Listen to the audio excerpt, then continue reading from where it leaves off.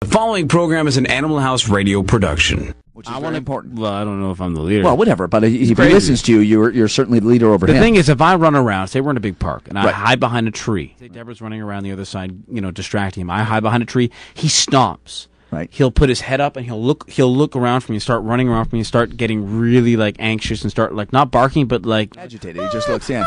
And he'll do that, and I'll hide, and then he'll find me and he'll be so happy. But he's crazy. Now, what if he's interacting with another dog and you call him? Does he come right away? Or does he sort of say, blank you? Keep going. Well, I don't know. It depends. I don't know. It's different because I'm from Montreal. And in Montreal, you have dog parks. Right. And there's a lot more of them. So every dog park you go in, it's not like it is in Toronto. So in Montreal, you go in, there's chain areas. Every major park has one. Right. And the dogs play, and they can't get loose. So they're there's always dog fights here and there. But I mean, I've never seen a really massive bad one, dog. right. I've never seen that. And dogs being social animals, it's amazing how people want to avoid their dogs seeing other dogs. And I think it's important when they play, and even when they roughhouse, I think that makes dogs better dogs so they're less likely to bark. I mean, dogs are barking because they're frustrated when they're barking excessively. Yeah. And you imagine if they're going out in the park once a day and they're interacting with other peers, other pack animals, I think it's important. So I think socialization, sure. Plus, of course, they're getting exercise. So you do a double whammy. Take them to the park every day, off-leash park, let them go, let them play, let them run, and you will definitely have a dog who's not going to bark throughout the night or bark throughout the day because they're too tired to, which I think is important. So those are the easy things. Just with Romeo, he'll be panting all night. Right. He's so tired. Now, in terms of behavior modification, this is sort of what we were talking about. So he's saying, what can I do about my dog? You have to command him either with a certain word like quiet or shush or silence or whatever the word may be. Pick a word and you say it. And when they're quiet, you immediately reward them. And you just keep doing this over and over. I mean, training, it's all about repetition over and over again. And eventually the dog starts to learn that when you say the word quiet, he's going to be quiet because it's associated with reward every time. It's like Cookie, and the dog. Yeah. And if you can't, a lot of people say, well, I've tried that, but he keeps barking. Well, take the cookie, put it in front of his face. Dogs will never bark when they're smelling a cookie. So, of course, you put it in front of his face, you say quiet. He, of course, is quiet because now he's sniffing it. You say good, quiet. How many give him times the do you cookie. say it? You say quiet, quiet. No, you don't want to say it 100 times. Okay. You just want to say it once. Okay. And then you wait, and when he does, you reward That's the him. problem. Romeo barks, and I'm like, stop it, shut up, stop it, stop it, stop it, stop it, stop it. yeah. And he's just like, Yeah. and And the punishment is no different than yelling at a kid. Yeah. Punishment is the worst thing you can do to a dog because what it does is just sort of you're actually reinforcing his barking because he's barking. It's like people wonder why kids, when they misbehave and you say stop that, they get worse, and it's because though they're getting negative attention, it's still attention. Sure. So dog wants attention. You're yelling at it. You're giving it attention. It may not be great attention, but it's some form of attention. Of so you're essentially rewarding him for barking.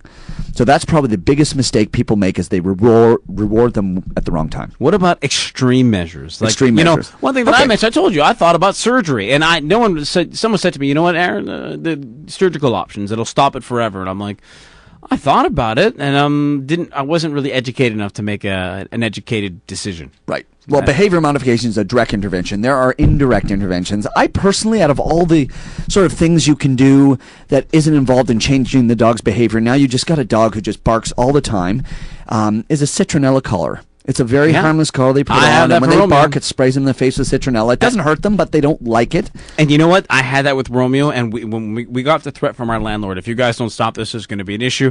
We put the collar on him, and the doorbell rang, and it went, shh, and he barked, and then the second time went, shh, he barked again, and then third time he's like, and I'm like, sucker. That's what I said to him. I'm like, yeah, keep ringing that bell. Well, the reason why that is so good is because it's consistent. They always say about reward and punishment, be consistent. So literally every single time the dog barks, within a half a second, he gets a spray. Exactly. So they're not stupid. They figure it out. And it's not like it's not like you have to do it all the time, right? You only used it a few times. I only use it when I leave. Yeah. He doesn't bark when I'm in the house. Right. When I leave, he has that anxiety thing, and it's either doing that or giving him Zoloft or something, or Prozac, because dogs take antidepressants. And sometimes they need that. I mean, sometimes dogs who have true separation anxiety and they're barking because of their separation anxiety, sometimes need medication to help them out. Do you have a lot of clients at your practice that are on antidepressants? They're dogs. The dogs. A few. I would say it's a huge number, but a few. And these are dogs, literally, they're going to be, I've had a few dogs who you're going to be evicted if your dog doesn't shut up. And we've tried the behavior modification, we've tried the citronella color, and it doesn't work. And it's because the dog has a true disorder. He has separation anxiety. And so in that situation, there is behavior to modify. You can modify their behavior, but it doesn't happen in a day. So while we're modifying their behavior, they're on a drug that kind of makes their brain think, okay, everything's cool, everything's good. And then you modify their behavior, and now they don't want to bark anymore, and then you take them off the drug, and everything's fine. Sounds like a good drug. Well, it's a common human drug. It's called clomipramine. And we call it Clomicom in the doggy world, but clomipramine is a very common drug used in human medicine for as an antidepressant, as an anti-obsessive compulsive behavior, which a lot of people think barking is. What? Yeah. Like your repetitive nature? That's obsessive compulsive. I know it kind of like is. My wonderful comments? We both have those issues. Okay. Now, talk to me about the surgical option here. Surgical option. This is something that I don't know much about, and since you play a vet on TV, I want to know. Okay. It is called the debarking procedure. In my opinion, it is perhaps the cruelest thing you can do to a dog. I would never recommend it. It's major surgery. I've never done it. Okay. Never done it. Seen it done. And what essentially you're doing, you're removing the vocal cords. It's very painful surgery. Here's the problem. Probably 20 to 30% of the time, just the scarring that occurs there, they grow new vocal cords. Or they grow new scar tissue that is vocal cord. So all of a sudden these dogs are not barking, and then 6 months later or 3 months later, they are. So you've gone through that horribly painful procedure, and now your dog's right back to where it is. And I've seen a debarking dog. It just looks so pathetic. They're looking at you and they're barking, and there's nothing coming out. And it just pains me to see them. And you know what? It's a very, very, considering all of the thousands of things that we have available to us to stop them from barking, I think debarking is way beyond. I think it should be outlawed, personally. In Canada and the U.S., I think it should be literally against the law. I mean, it's sad, but, some lady will go up to a vet and say, hey, you know what, I don't want my dog to bark anymore. And instead of talking to them about all the other things you can do, we go and we do the debarking procedure. And how much does this procedure usually cost?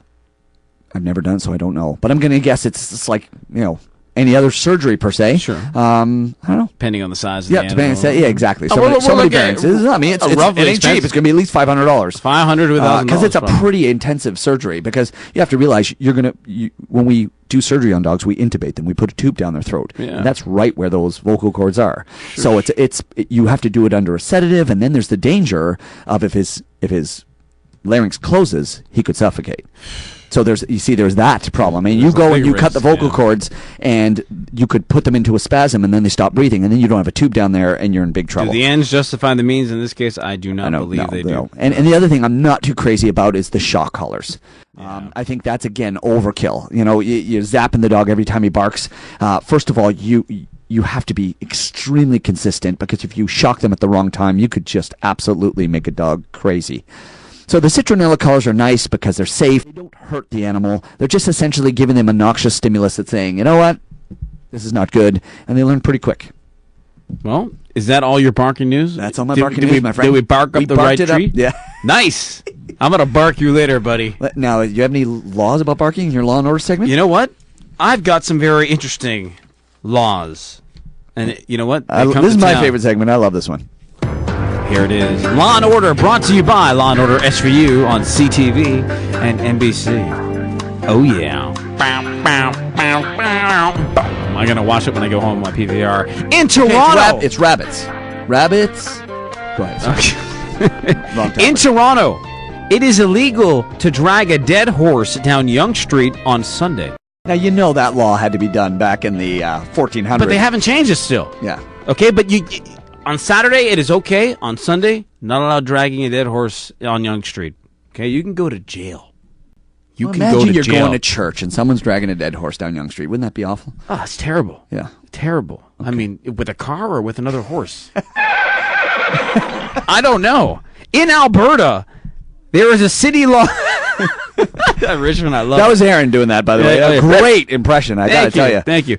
In Alberta, there is a city law that states that any person being released from prison must be given a handgun with bullets and a horse so they can ride out of town.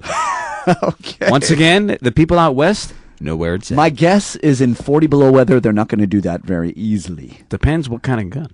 Okay. In British Columbia, it is illegal to kill a Sasquatch. known as Bigfoot and Sasquatch. Because you know what? If it is true, there's one out there. Some who's gonna be like, yeah, I'm gonna go take that sucker out. You know, be like, yeah, look, I got it. They don't want it to be killed. Okay. Okay. They want to do experiments. Take it in alive. They want to take it in alive, do experiments, and hurt it.